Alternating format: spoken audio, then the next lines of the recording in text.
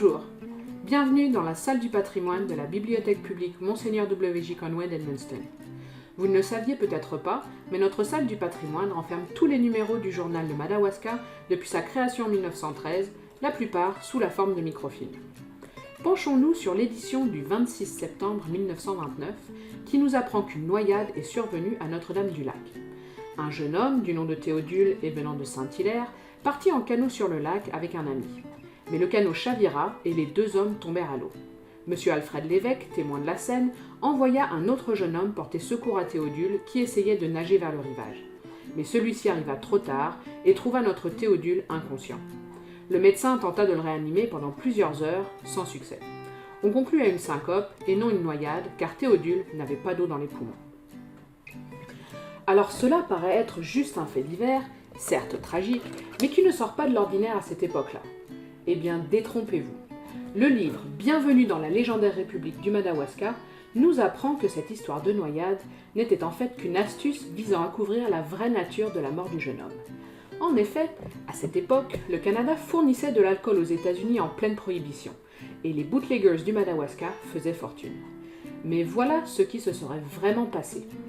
Des hommes de la région, dont notre Théodule, allèrent chercher une cargaison d'alcool et se firent surprendre par la police. S'ensuivit une course-poursuite où des coups de feu furent tirés. Mais les hommes réussirent à s'échapper. Après quelques heures, on s'inquiéta de ne pas voir Théodule et on le trouva sans vie à l'arrière du camion, une balle dans le dos. Mais que faire du cadavre? Souvenez-vous du témoin de la noyade dont je vous parlais plus tôt. Il s'agissait d'Alfred Lévesque, contrebandier renommé de la région. Quelle coïncidence qu'il fût témoin de cette supposée noyade où le noyé n'avait pas d'eau dans les poumons. Philippe Volpé nous parle d'Alfred Lévesque dans ce numéro de la revue historique du Madawaska dédié à la contrebande d'alcool. C'est un homme puissant qui emploie beaucoup de monde dans la région pour son entreprise illégale de contrebande. En 1933, un mandat d'arrêt est lancé contre lui, mais il reste introuvable. C'est lui qui vient se livrer au palais de justice de Québec 2 mois plus tard. Il sera condamné à 4 ans de pénitencier en 1934. Une rumeur populaire disait que l'évêque s'était déguisé en homme d'église lors de la venue du délégué du pape au Madawaska pour passer de l'alcool à la douane sans se faire arrêter. Mais cette visite ayant eu lieu en 1934, l'évêque était déjà au pénitencier.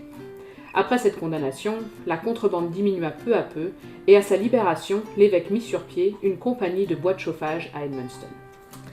Quoi qu'il en soit de cette histoire d'alcool de contrebande et de fausses noyades, il est dit dans ce petit livre que bien que la police ne sût jamais rien de la vraie nature de la mort de Théodule, les gens du village de Saint-Hilaire, eux, l'ont toujours su.